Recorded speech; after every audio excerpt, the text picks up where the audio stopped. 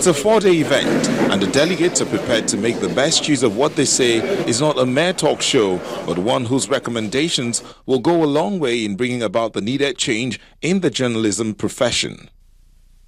And to ensure that the events take up well, a courtesy call is paid on the governor of the state to inform him of the itinerary of the guild. It's not only the young editors, the old and the veterans were also in the team to the government house. It is the tradition of the editors when they arrive to visit the governor of the state as a courtesy, let him know of our presence, express our appreciation for agreeing to host us, and to introduce the members of the executive, all the Nigerian editors.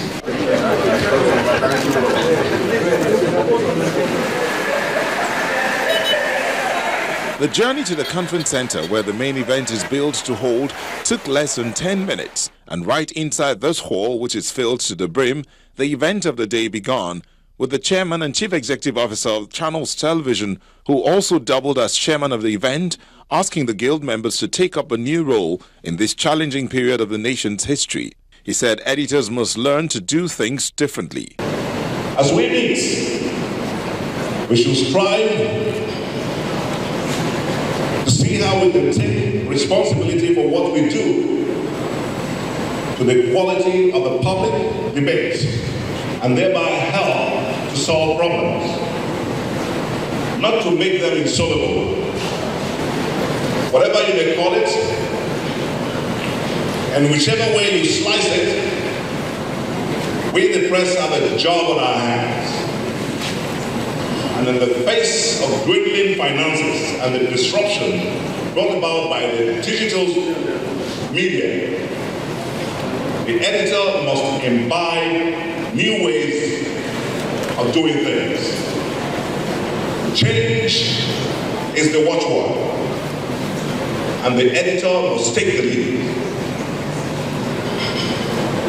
Change is the watchword, and the editor must, and I emphasize, must take the lead. Others also have a view of how editors must begin to champion development in the country. There's no gainsaying the obvious that carrying the media along in our determination to develop our beloved country, Nigeria, is not only strategic, but a must-do if the message and impact of the change is to be felt and appreciated by all Nigerians. The world has come to accept that the only permanent incidence in life is the constant changes we go through all the time. Our physical and social environments are continuously changing or evolving, as is our spiritual perspectives and the very essence of life itself.